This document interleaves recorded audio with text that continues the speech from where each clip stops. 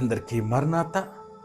అతడు నాకు మొర్రపెట్టగా నేను అతనికి ప్రత్యుత్తరం ఇచ్చేదను, అతనికి నా రక్షణను చూపించుదనని దేవుడు కీర్తనకారుడితో ప్రార్థన గురించి సెలవిస్తున్నాడు.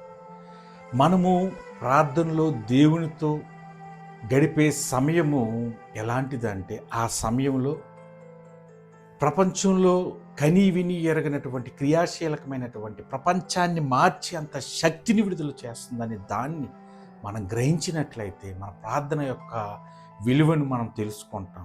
బైబిల్లో అనేక రకాలమైన ప్రార్థనలు ఉన్నాయి, కానీ ప్రాముఖ్యమైనది మొట్టమొదటిది ఏమిటి అంటే వ్యక్తిగత ప్రార్థన.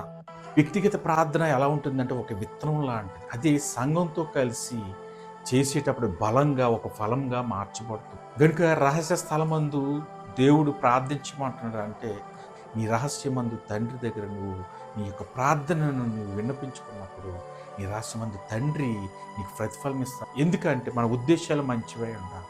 ఎటువంటి దురుద్దేశంతో ప్రార్థన గదిలోనికి వెళ్ళకూడదు. కాకుండా ఆయన తండ్రి మనం బిడ్డలం అనే విషయాన్ని ఎప్పుడూ మర్చిపోకూడదు. మనలో కపటం ఏదైతే ఉన్నదో దాన్ని అంత పక్కన పెట్టగలగాలి. ఆయన ముందు మన పాపాన్ని ఒప్పుకోగలగాలి. మరి మనము ఎలా చేయాలి ప్రార్థనలో అని చూస్తున్నప్పుడు, మరి ఎల్లప్పుడూ చేయమంటున్నాడు. మెలకుగుండి ప్రార్థన, ఒక శోధనలో పడుకున్నట్లు మెలకుగా ఉండి ప్రార్థించండి అంటున్నాడు. అంటే మన ప్రార్థన ఎప్పుడు కూడా మరి పైమెట్టుగానే ఉండాలి. ఎప్పుడైతే పైమెట్టుగా ఉందో శోధన ఆటోమేటిక్గా తగ్గుతుంది. దేవుడు లోకాసువార్తలు దేవుడు పలుకుతున్నాడు కదా, మరి సేవకులను గురించి ప్రార్థించండి అన్న. అంటే కోత విస్తారంగా ఉన్నది కనుక మరి ఇప్పుడున్న సేవకులు బాగా చేయాలని ప్రార్థించాలి. అనేకులు సేవకులు రావాలని కూడా, మంచి సేవకులు రావాలని కూడా ప్రార్థించగలగాలి. అంతేకాకుండా ఇతరుల కొరకు ప్రార్థించండి అంటున్నాడు. మరి మొదటి పేతురులో ప్రభు పలుకుతున్న మాట అధికారుల గురించి ప్రార్థించండి అంటున్నాడు.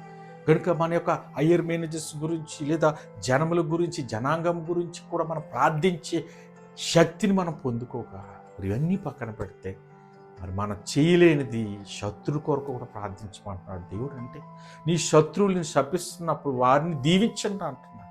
ఎవరైతే నేను దూషిస్తారో వారి కొరకు ప్రార్థించండి అంటున్నాడు. కనుక మన యొక్క ప్రార్థన స్థాయి ఆ స్థాయికి వెళ్ళాలి. కనుక మరి ప్రార్థన ఎలా చేయాలి, ఎప్పుడు చేయాలని గమనించినప్పుడు, మరి మొదటి దినవృత్తాంతంలో చూసినప్పుడు ఒక రోజులో ఒక సమయాన్ని కేటాయించుకున్నట్టు అనేకులు ప్రార్థించినట్లు ఉంటుంది. అలాగనే మరి కీర్తనకారుడు అంటాడు కదా, మరి ఉదయము, మధ్యాహ్నం, సాయంత్రం, రాత్రికాల సమయంలో చేస్తాను అంటున్నాడు. మరి మనకు తెలుసు దానియేలైతే 3 పూటలు కూడా ప్రార్థించి ఎన్నో గొప్ప కార్యాలు చేస్తాను. మనం కూడా ప్రార్థన చేసి మనం మారడమే కాదు, అనేకులు మారినట్టు ప్రార్థన శక్తిని, మరి దాని యొక్క విలువని తెలుసుకుని దేవునికి దగ్గర అయ్యే గొప్ప ధాన్యత వీక్షిస్తున్న మీ అందరికీ కలుగును కాక. ఆమేన్. మరణాత.